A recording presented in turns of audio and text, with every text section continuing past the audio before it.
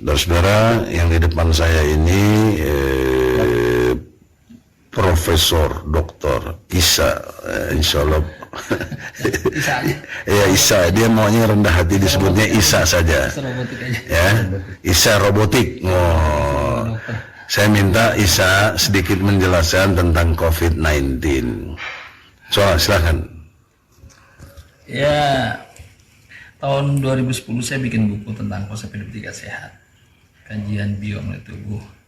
Saya di sana sudah bicara tentang bagaimana sehat secara pola hati, pola pikir biologis. Saya bicara juga tentang disinfektan, tentang jaga jarak. Terus? Kemudian saya banyak dari situ juga saya banyak baca buku tentang Socrates. Sebenarnya di Yunani Socrates sudah bicara tentang corona. Oh, zaman dulu udah bicara tentang corona. Udah, corona itu kan jauh sebelum Masehi. Karena corona kan sudah ada di levelnya, di hatinya, di levelnya di kelelawar. Di levelnya kelelawar itu banyak sekali virus, salah satunya corona. Dan itu sudah ada. Nama corona itu dari mana ya? Kenapa? Nama corona itu. Corona itu ada di bukunya, saya lupa lagi tuh. Tapi intinya di era dulu sudah bicara tentang itu. Kemudian kenapa di tahun 2019 muncul di Wuhan? Satu sisi ya intinya di Wuhan itu kan virus itu inkubasi 14 hari. Daya penularan jaraknya masih 1 meter. Kemudian di Italia sudah 22 hari, penularan sudah 2 meter. Di Amerika sudah 33 hari, penularan sudah 3 meter. Dan sampai ke kita bisa jadi sudah 43 hari dengan penularan 4 meter dan sekitar 12 jam di udara. Kemudian tahun 2014 saya izin kepada pembina saya, Pak Wibisono, untuk melakukan penelitian. Tahun 2014? 2014. Penelitian mengenai? Penelitian secara pribadi aja. Yang mengenai? Saya mengenai SARS dan MERS yang nanti akan berkembang menjadi corona. Nah, kemudian saya dijaga. Berarti sejak 2014 Anda udah tahu dong akan muncul corona? Sudah tahu. Sudah tahu. Terus? Kemudian kenapa tahunya? Karena saya baca buku dari Dr. Storey, penemu H2O. Bahwasanya nanti setelah Perang Dunia Kedua akan ada namanya perang biologis. Dari situ saya sudah menangkap sinyal bahwa setelah Perang Dunia Kedua nanti akan ada Perang Dunia Ketiga, tapi perang biologis namanya. Diperkirakan tahun berapa tuh? Ya ini tahun sekarang yang disebut COVID-19. Jadi tahun sekarang ada kemungkinan Perang Dunia Ketiga. Bukan kata saya. Iya, ini story, ya. Kata buku itu. Kata buku itu. Gitu. Itu Anda baca 2014? Baca tahun 1996. Masya Allah. Jadi beliau penemu H2O. Ya, kemudian oleh Dr. Guy, pemenang hadiah Nobel tahun 1974 dipopulerkan. Punya Dr. Storey kalau nggak salah ya, tapi kalau saya salah mohon maaf. Di situ beliau menemukan 6 formula untuk mengalahkan, untuk menghancurkan virus corona. 6 formula itu adalah H2O, satu hidrogen membina memperbaiki sel, 2 oksigen membuang racun, 3 mineral mikro, 4 ini adalah enzim yang saya buat nanti dari temulawak, part secara nanomolekulernya, bukan direbus kayak bikin jamu, bukan, tapi nanomolekuler harus pakai tenaga dan kecepatan cahaya. Kemudian asetamino dibuat dari jambu biji merah yang ternyata oleh UI pun direkomenkan kan, sama IPB. Padahal itu Dr. Storey Perang Dunia Kedua udah ngomong tentang jambu biji merah. Padahal udah lama dong ya? Iya, jambu biji merah, kemudian bunga echinacea, zinc, sama mengkudu. Nah, kemudian saya tambahkan seperti klorofil, kemudian saya tambahkan seperti cordyceps, jamur cordyceps, seperti itulah. Termasuk biotin untuk oksigennya. Kemudian yang terakhir 6 tenaga hayat sinaran. Untuk tenaga hayat sinaran saya harus belajar dari buku saya. Tenaga apa? Tenaga hayat sinaran. Sinaran. Iya, karena corona ini kecepatannya bukan kecepatan biasa. Cahaya deh. Ya, iya. Dengan jarak 2 meter dia bisa per sekian detik dia bisa sampai lontarannya kan gitu. Nah, kemudian saya belajar dengan energi kecepatan dari guru buku saya Dr. Joyce dari Pennsylvania Amerika, yang beliau pencipta nanopicodetik yang lebih kecepatan cahaya. Jadi kalau kita mau mengalahkan corona, berarti obat mutakhir kita harus melebihi kecepatan cahaya. Iya. Seperti orang balap lari atau balap motor-motor. Sama ini orang bikin vaksin, coba Bapak bayangkan. Kalau rampok diumpamakannya corona datang ke rumah Bapak, kemudian dia bawa senjata, kemudian Bapak ngomong gini, "Hei rampok, nanti dulu ya, saya penelitian dulu untuk bikin senjata. Kalau saya udah bikin senjata, baru kita berperang." Kira-kira udah hancur. Yang terjadi, corona datang, para peneliti bikin penelitian. Bagaimana? Nggak logik ya sebenarnya. Nggak logik. Harusnya sebelum corona datang, penelitian dulu, bikin senjata. Tapi kan orang nggak banyak tahu akan datang corona. Itulah kewajiban para peneliti. Harusnya udah tahu ya. Pertanyaannya, ya peneliti sekarang ini harus mulai menjawab tantangan, harus lebih giat lagi. Nah, supaya jujur, judulnya objektif, sistematis, toleran, jujur, benar, adil. Saudara Isa, robotik, apakah sudah meneliti untuk mengantisipasi corona ini? Ya, tahun 2014 saya izin ke pembina saya. Kemudian Pak Wibisono, saya untuk bikin penelitian pribadi semacam lab Batman, lab kecil-kecil, lab perumahan, bukan lab benar-benar lab yang wah seperti yang sekarang. Ya, hanya untuk pribadi aja. Setelah saya bedah itu hati kelelawar. Ternyata di levernya itu banyak sekali virus. Salah satunya corona. Tapi yang saya bingung itu virus corona yang ada di levernya kelelawar nggak pernah membunuh orang Manado yang makan kelelawar. Nggak pernah membunuh. Iya. Kenapa tuh? Coba nenek moyang kita makan kelelawar, ada nggak yang mati? Karena virus corona nggak ada. Ternyata virus corona yang ada di kelelawar itu alami. Alamiahnya corona tuh nggak mau ngebunuh manusia. Nah, kenapa sekarang beredar corona menakutkan sekali? Banyak membunuh orang, ribuan udah mati nih. Banyak versi sih sebenarnya. Coba yang pasti, Anda kan udah meneliti. Banyak versi. Misalnya ada orang mengatakan karena orang banyak konsumsi di Wuhan, Cina, atau banyak konsumsi kelelawar akhirnya terkena corona, atau dari beberapa zat adiktif. Kalau versi saya adalah yang saya teliti, ini ibarat tentara perang dikasih suntikan berani.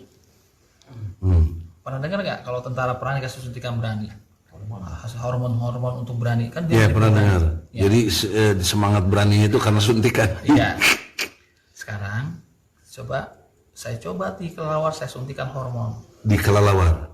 Ya, suntikan hormon. Ya, kemana suntiknya? Ke tubuhnya. Oh, tubuh kelelawar. Pasti kan nanti masuknya ke membran sel kelelawar. Oh iya. Masuk ke levernya kan? Iya. Levernya proteinnya dimakan sama corona. Nah, coronanya itu setelah disuntikan hormon, hasilnya menjadi mutasi gen, menjadi yang tadinya tidak jahat menjadi jahat. Itu istilah saya aja sih. Ya, tapi bener nggak aplikasinya corona seperti itu? Intinya corona itu selalu mutasi gen. Jadi kalau misalnya dia mutasi gen, misalnya 2 langkah, dia besok bisa aja mutasi gen 3 langkah, 4 langkah. Apakah mutasi gen itu otomatis dirinya sendiri atau ada rekayasa dari manusia? Alamiah lah. Kalau Islam. Tapi awalnya itu bisa menjadi robotik kan dari rekayasa manusia. Istilah robotik ini buat saya mungkin karena kan gini, kalau ini jadi gini. Kalau misalnya kita lihat semut ya, semut itu buat saya robotik loh. Dia jalan, kemudian jalannya bareng-bareng gitu. Itu kan kayak komando aja, robotik gitu. Maksudnya kayak robotik aja gitu. Jadi istilah alamiahnya itu seperti itu. Jadi robotik itu cuma istilah, bukan sesungguhnya. Ya istilah aja sih, istilah biasa seperti itu. Jadi secara alamiah aja. Memang alamiahnya sih virus selalu mutasi gen. Tadi disebut berarti corona jauh sebelum Masehi udah ada gitu. Kalau corona dari zaman dulu kan sudah ada. Artinya kalau memang sudah Yang lewat ada kelelawar tadi. di kelelawar itu, makanya ada sebutnya SARS dan MERS. Begitu. Yang tadinya tidak agresor menjadi agresor. Jadi corona yang sekarang hasil ciptaan ya, dengan pengertian robotik tadi. Gimana Pak? Ya, karena eranya sudah berkembang, kemungkinan besar sudah dipadukan dengan bermacam-macam virus, termasuk virus komputer juga sebenarnya. Cuman permasalahannya kan ini belum tentu pasti juga ya. Ini hanya bahan kajian aja. Saya tidak memastikan ini. Oh benar ini bikinan orang. Nah juga. Cuman intinya hanya pendapat pribadi aja.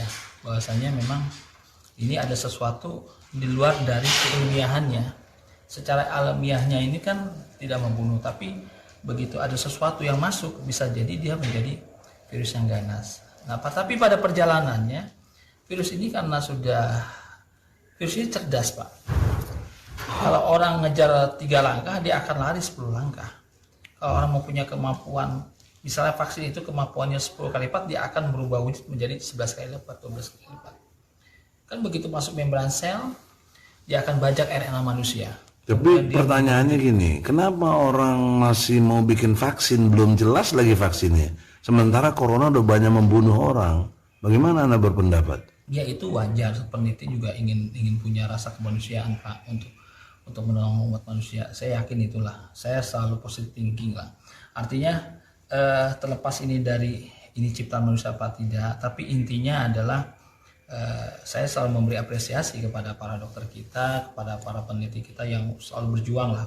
Juga apresiasi kepada dokter di dunia maupun peneliti di dunia. Cuman intinya kalau yang saya harapkan semua dokter, semua peneliti bersatu padu untuk melawan corona. Artinya lepaskan perbedaan karena yang kita hadapi ini mutasi gennya luar biasa. Kalaupun memang benar ada pencipta, ada yang menciptakan corona ini, yang menciptakannya pun jadi senjata makan tuan. Artinya yang menciptakan pun jadi bingung karena dia mutasi gen dan cerdas. Jadi bayangkan kalau ada satu robot kemudian dia cerdas, dia akan mutasi gen sendiri dan dia akan lepas dari tuannya. Nah kalau dia sudah lepas dari tuannya pun nggak bisa ngelawan. Contohnya kita miara harimau dari kecil sampai besar, harimau keluar kandang, saya yakin si tuannya nggak akan bisa mengendalikan harimau. Yang ada keluarganya dan dirinya akan dibunuh oleh harimau itu. Nah itu yang terjadi sebenarnya corona. Jadi kalau gitu rumusan untuk vaksin yang akan datang sia-sia dong? Ya harus nanorobot lawan nanorobot. Karena ini pertarungan antar. Jadi nano harus lawan nano. Nah, saya baca di artikel Anda nano ISA robotik. Nah itu gimana penjelasannya? Iya karena artinya gini, saya mengembangkan yang sudah ditemukan oleh Dr. Storey. Saya mengembangkan nano picodetic, kecepatan cahaya yang dikembangkan oleh Dr. Joyce dari Pennsylvania Amerika. ISA robotik hanya nama apa sih namanya? Ya nama pribadi aja. Nah, nano ISA robotik itu mampu mengatasi COVID-19 nih? Mampu. Mampu. Nah, sesuai dari arahan guru buku saya Dr. Storey 6 formula itu. Dan itu formula sudah jadi dalam bentuk herbal? Ya, herbal. Saya bikin bisa di tablet atau disuntik? Nggak harus disuntik kalau nanomolekuler. Harus suntik, ini berupa cair ya? Iya, kalau diminum nggak efektif. Akan efektif kalau disuntik, karena sudah nano. Nah, sama juga Bapak disuntik laser Pak. Nggak mungkin laser diminum kan gitu. Iya. Nggak mungkin. Nah, pertanyaan seriusnya, kalau itu sudah menjadi kemampuan mengatasi COVID, nano ISA robotik, mengapa pemerintah tidak Anda sampaikan kepada pemerintah? Ini kan tugas pokok pemerintah untuk menjaga rakyatnya. Jadi saya tidak bilang ini untuk anti COVID juga. Ini saya sebutnya obat herbal mutakhir lah. Oh, Obat herbal mutakhir. yang fungsi untuk meningkatkan antibodi dan sel imun. Jadi orang yang punya autoimun karena bisa disembuhkan juga? Untuk autoimunnya itu pun bisa karena dia bergerak 2 arah. Nah, meningkatkan antibodi sel imun juga akan kalau autoimun itu kan antibodi yang menyerang dirinya sendiri. Saya ambil contoh gini lah. Ini A presiden, ini punya panglima. Panglima bisa kan? Panglima ini bisa apa sih namanya? Bisa kudeta. Nah autoimun seolah-olah kudeta aja tuh. Kudeta di dalam negara. Asal sistemnya dibenahi, ketatanegaraan diperbaiki, istilahnya apa, revolusi medik lah, revolusi secara medis atau reformasi secara medis, itu bisa autoimun diobatin dengan obat mutakhir.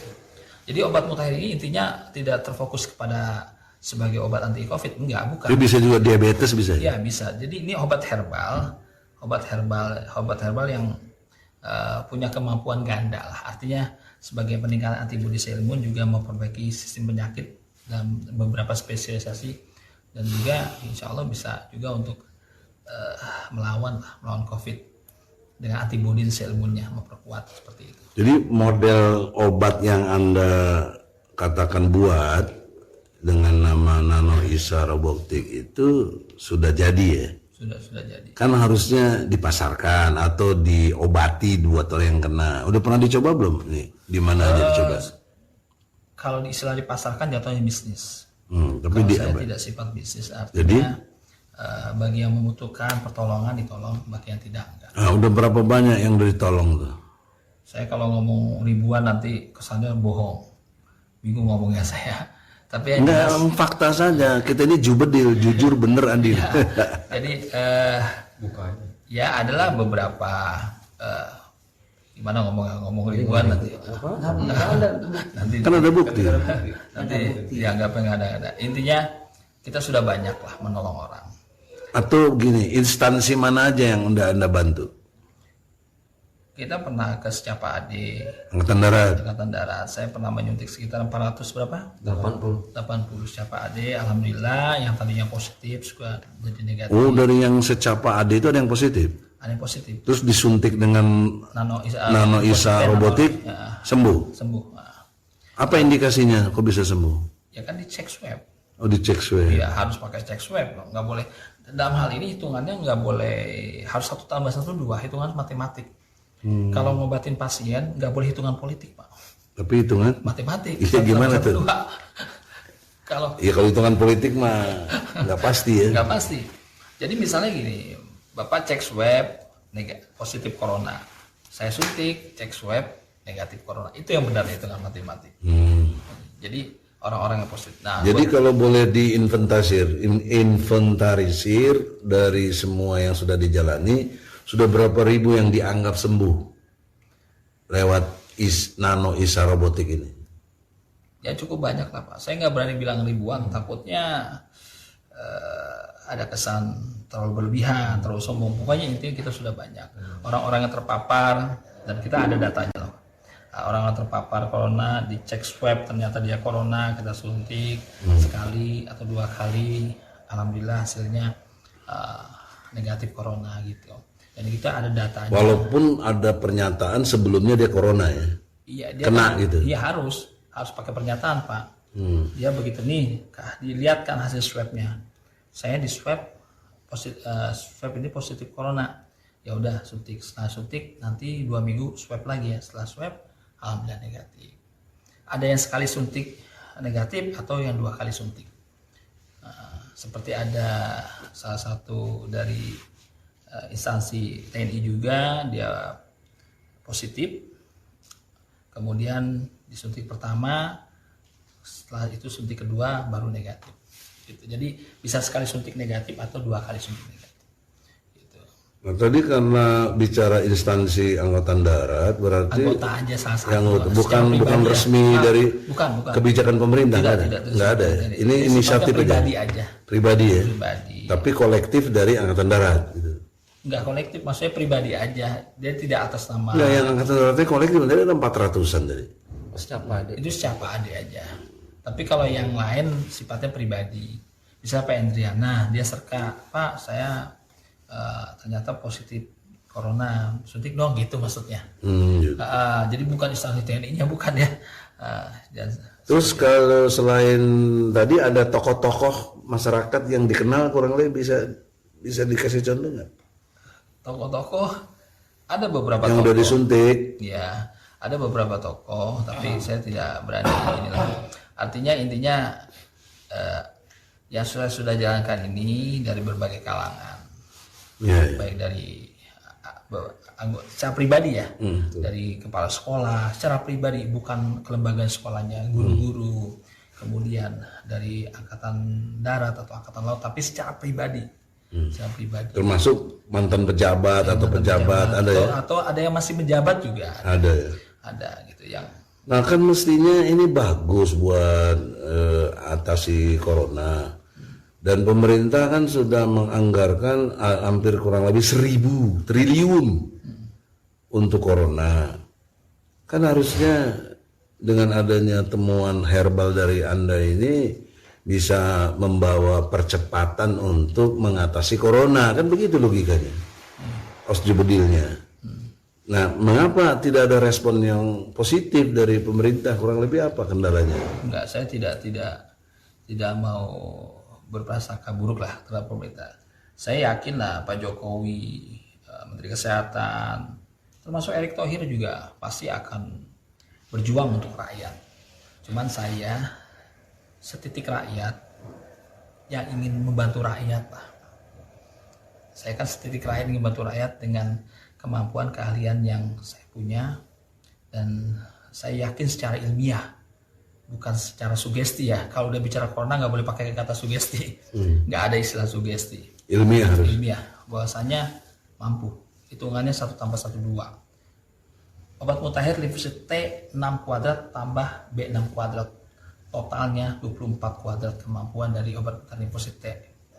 Jadi kalau kemampuan sekarang misalnya 12 kali lipat di coronanya, kita masih punya kelebihan banyak. 24 lawan 12 masih menang 24 kan Pak? Oh iya. Iya gitu. 2 kali lipat. Cuman saya sih berharap apa ya? Kita juga sudah di kontak dengan Singapura Pak. Bahkan saya zoom sama Amerika, saya sudah zoom. Nah, apa respon Singapura sama Amerika Pak? Sangat berminat sama Nano Isa robotik. Saya sampai terharu juga Pak. Kenapa kok Singapura, Amerika sangat mendukung saya. Bahkan kalau perlu, ya mereka mau membeli lah ibaratnya gitu. Cuman saya masih cinta tanah air. Saya berharap sistemnya kerjasama aja dengan Singapura sama Amerika. Jadi artinya kalau kerjasama kan minimal rakyat masih bisa. Gitu. Nah pertanyaan serius nih, kan ini bagus, sudah jelas tadi. Kan mestinya pemerintah menyambut Anda dengan baik dan dijadikan program untuk mengatasi COVID-19. Walaupun ini bukan konteksnya vaksin atau apa namanya tadi kan, tapi kan efeknya, dampaknya atau akibat dari suntikan yang Anda suntik tadi itu adalah menyembuhkan. Bahkan tadi katanya yang sudah positif COVID-19 bisa sembuh. Jadi kalau problemnya di legalitas, apakah Anda berkenan daya bantunya saya sebagai lawyer, saya dobrak ini bisa, saya punya ada ilmunya hukum untuk itu. Jadi nanti gimana? Harus dimusyawarahkan dulu dengan pengurus yayasan. Ya. Insya Allah mudah-mudahan ada titik temunya untuk itu. Ya artinya saya tidak bermaksud nawar-nawarkan diri, tetapi ini perjuangan yang harus saya bantu perjuangan. Seperti Anda berjuang menemukan adanya herbal, saya bisa berjuang dari legalitas. Harusnya ini difasilitasi pemerintah dengan yang hampir 1.000 triliun itu, harusnya anggaran itu salah satunya untuk kepentingan kepada rakyat. Jadi nggak akan meningkat lagi. Kita ngeri juga tiap hari dengar sekarang masuk misalnya Bogor aja udah red zone, red zone. 2 bulan lagi kalau berdasarkan penelitian saya pribadi ya, itu coronanya bisa nyerang saraf. Kalau sekarang kan ya 2 bulan kenapa coba orangnya? 2 bulan ke depan. Ini penelitian saya pribadi. Iya, 2 bulan ke depan.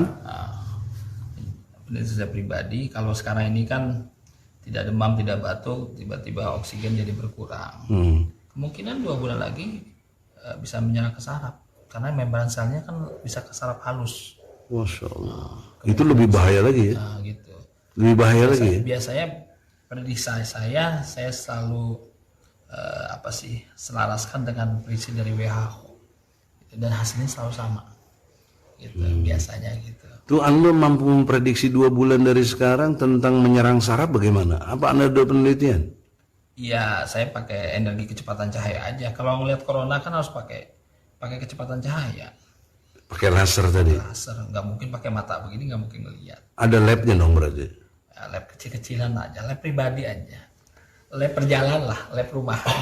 Artinya dengan walaupun lab rumahan istilahnya, tapi mampu mendeteksi itu ya. Iya, mampu deteksi gitu. Tapi Ya kalau gitu segera dong supaya sebelum terlambat nanti Anda punya kemampuan yang Allah berikan sebagai anugerah menyesal karena hanya terjebak atau terkendala oleh soal legalitas. Saya pastikan secara legalitas kalau Anda pakai lawyer itu punya legalitas, nggak bisa diganggu. Dan saya sebagai lawyer punya imunitas hukum. paham saya. Berdasarkan Undang-Undang Nomor 18 Tahun 2003 Pasal 16, sebagai lawyer tidak dapat digugat secara perdata, tidak dapat dipidana, ya, atau dituntut secara pidana ketika membela klien. Nah, jadi kalau Anda kasih kuasa, saya mampu dobrak situasi ini, kemudian untungnya kan buat rakyat. Anda harus mikirin jangan diri Anda saja, nggak enak, nggak itu, pakai nggak, itu don't care harusnya. Lepaskan terompah itu atau pikiran-pikiran yang nggak benar itu. Jadi betul-betul bagaimana bela rakyat, ya, dengan cara profesionalitas kita masing-masing. Anda di bidang kedokteran, saya di bidang hukum, matching untuk bagaimana membantu rakyat.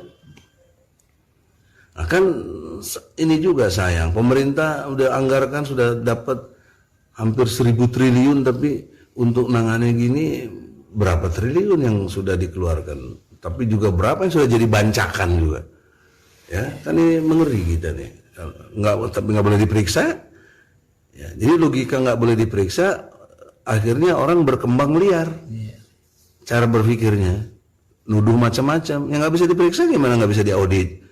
DPR-nya juga nggak mau mengaudit dia karena hak sebagai pengawas dipotong, dia mau aja gitu.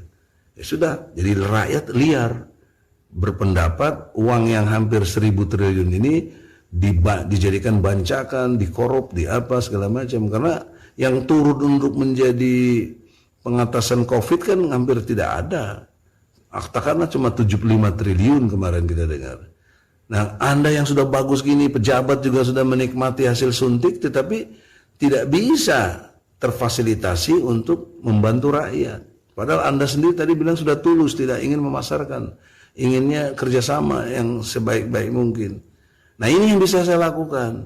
Saya bisa somasi pemerintah. Saya nyatakan saya bisa somasi pemerintah. Kalau Anda kasih kuasa, kalau enggak, saya atas dasar apa ngomongnya? Anda bicarakan di tempat yayasan itu. Ya, nanti saya akan bicarakan dengan pembina Pak Wibisono, Pak Didik Kusnadi dari orang BNN juga, kemudian Agus Kowo, kemudian Pak Jenderal Tipe, Pak Jenderal Tejo juga, dan beberapa pengurus yayasan lain seperti Dr. Karmila ya.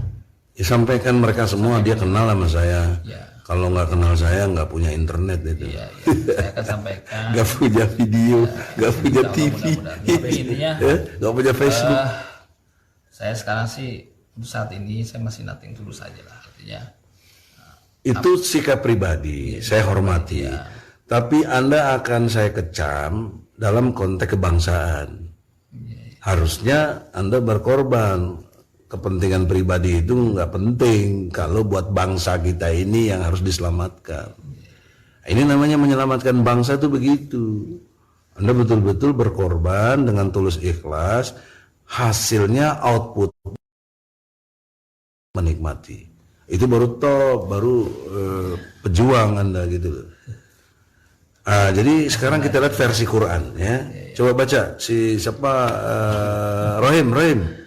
Ya, buka surat 74 ayat 30-31 supaya kita lihat versi intelektual ini, fakta ini dikombinasi dengan ayat-ayat Quran, matching nggak gitu loh. Karena ayat Quran ini kan sudah 1.500 tahun lalu. Saya bacakan dengan terjemahan saja. Di atasnya ada 19 malaikat penjaga. Terus 31. Dan yang kami jadikan penjaga neraka itu hanya dari malaikat. Dan kami menentukan bilangan mereka itu hanya sebagai cobaan bagi orang-orang kafir, agar orang-orang yang diberi kitab menjadi yakin, agar orang yang beriman bertambah imannya, agar orang-orang yang diberi kitab dan orang-orang mukmin itu tidak ragu-ragu, dan agar orang-orang yang di dalam hatinya ada penyakit dan orang-orang kafir berkata, apakah yang dikehendaki Allah dengan bilangan ini sebagai suatu perumpamaan? Demikianlah Allah membiarkan sesat orang-orang yang Dia kehendaki dan memberi petunjuk kepada orang-orang yang Dia kehendaki. Dan tidak ada yang mengetahui bala tentara Tuhanmu kecuali Dia sendiri, dan Faqor itu tidak lain hanyalah peringatan bagi manusia. Jadi kenapa disebut 19 di situ di ayat 30? Coba. Kenapa nggak 17? Kenapa nggak 20? Kenapa nggak 21 kayak bioskop gitu? Karena sudah ditentukan di atasnya ada 19 malaikat. Itu bilangan itu perumpamaan sebagai satu cobaan bagi orang-orang kafir. Buat orang beriman, COVID-19 ini harus lebih meyakinkan dirinya kepada Allah, lebih beriman lagi kepada Allah, dan tidak ragu-ragu. Itu kegunaannya buat kita. Nah sayangnya umat Islam ini dengan adanya COVID-19 justru jauh dari rasa iman kepada Allah, tidak yakin, bahkan jadi ragu-ragu. Apa fakta utamanya? Fakta utamanya adalah mereka justru melarang ke masjid misalnya.